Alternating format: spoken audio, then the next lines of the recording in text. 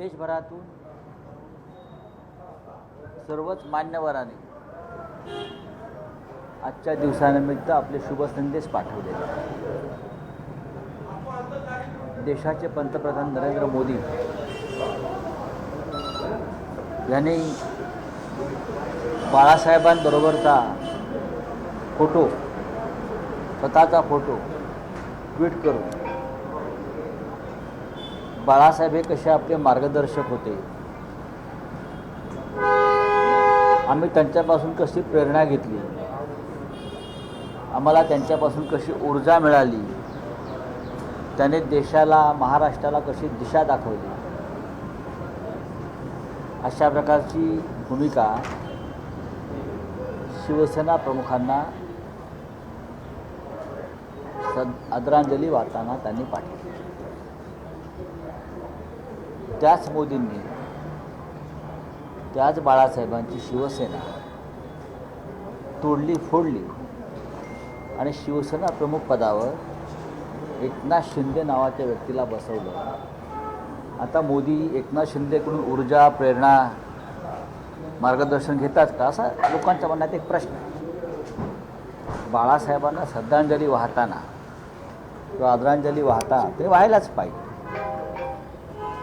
असे अनेक मान्यवर त्यांनी आज बाळासाहेबांना आदरांजली वाहिली। हे बाळासाहेब एक महान व्यक्तिमत्व होते। मी कालच असं म्हणालो की लोकमान्य टिळकांनंतर लोकमान्य असलेले बाळासाहेब ठाकरे होते, फक्त लोकमान्य।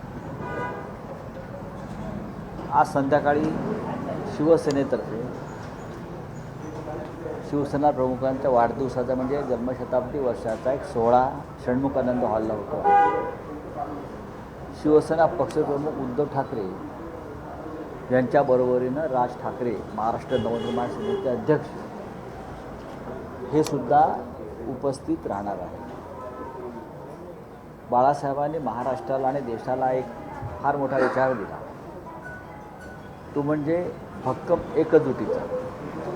मग मराठी माणूस असेल किंवा हिंदू असेल, ऐक्याची वज्रमूठ ही कोणत्याही संकटाशी सामना करू शकते आणि त्यांनी ते दोन्ही ठिकाणी करून दाखवलं। बाळासाहेबांनी सामान्यातल्या सामान्य माणसाला शूर आणि वीर बनवलं, त्याला त्यांचं न्याय, हक्क आणि कर्तव्य यांची जाणीव करून दिली। अशा बाळासाहेबांचं स्मरण आमच्यासारख्यांना सदैव होत असतं आणि महाराष्ट्राला त्यांचं विस्मरण कधीच होणार नाही।